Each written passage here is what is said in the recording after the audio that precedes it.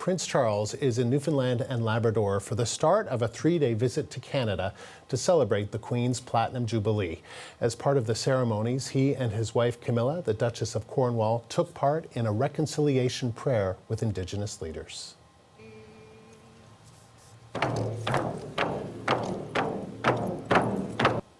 The prayer was held at the Heart Garden at the Lieutenant Governor's residence. The garden was created to honor Indigenous children who attended residential schools in Newfoundland and Labrador and their families. And here's how the visit started. Several hours ago, the royal couple were greeted at the airport by dignitaries that included Newfoundland and Labrador Premier Andrew Furey and Prime Minister Justin Trudeau. Charles and Camilla's visit to the province is a short one, just a few hours. They head to Ottawa next. And the CBC's Chris O'Neill-Yates joins us live from St. John's. So Chris, tell us more about the royal couple's day in beautiful Kitty-Vitty, where you are right now. Yeah, former fishing village here, and they've been here for the last little while.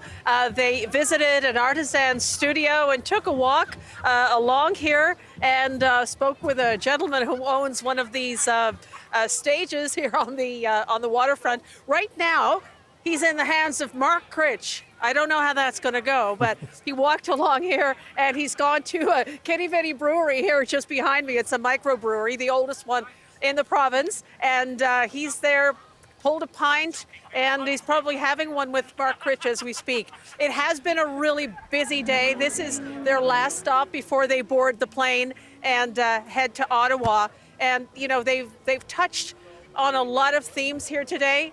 Prince Charles spoke at Confederation Building a little earlier, and let's hear a little bit of what he had to say as he brings his mother's, Queen Elizabeth's, greetings to Canada today. Canada has always taken its responsibilities as a global citizen to heart in the most remarkable way.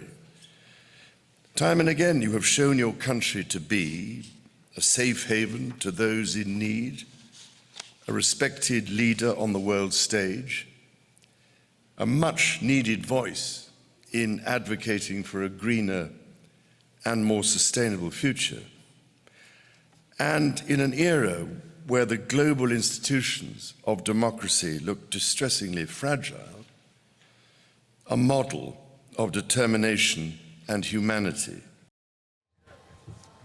And that is His Royal Highness Prince Charles speaking today at the building which houses the legislature here in Newfoundland and Labrador, Confederation Building. And Chris, tell us about the significance of this visit and how Canadians feel about this royal tour. Well, Indigenous people in this province have taken note of the fact that Prince Charles and Camilla come in the spirit of reconciliation. And that's a theme that they want to hear about, the 5 Indigenous groups in this province, at least, that we have been able to speak to. But they hope it goes further than that it's not something that's just perfunctory or a box that's checked. They want to see the future monarch take the issue seriously. And as well, you know, we have Indigenous people today saying that they would like to have him make an apology. Some people have said it's not necessary, but I think what a lot of them are saying, the Indigenous peoples of this country would like the reckoning that's happening in this country right now to also extend to the monarchy. And as well today, Prime Minister Trudeau welcomed Prince Charles at Confederation Building. And here's a bit of what he had to say to the crowd assembled there this afternoon. Your Royal Highnesses, during your 3 days here as you travel from the East Coast to the capital and to Canada's north, I know you'll be meeting people from all walks of life to hear their stories. They are people who, like the royal family, have dedicated themselves to service and to bettering the world around them. The Crown has been a foundational part of our past, and this year, for the first time, Canadians are able to celebrate the Platinum Jubilee of our sovereign.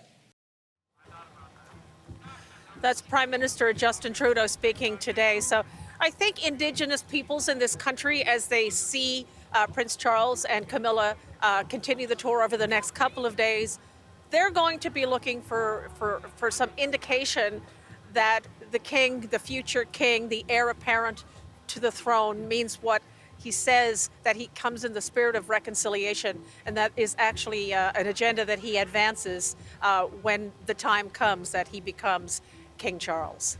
Chris, thank you. That is the CBC's Chris O'Neill Yates live in Kitty Vitty in St. John's, Newfoundland and Labrador.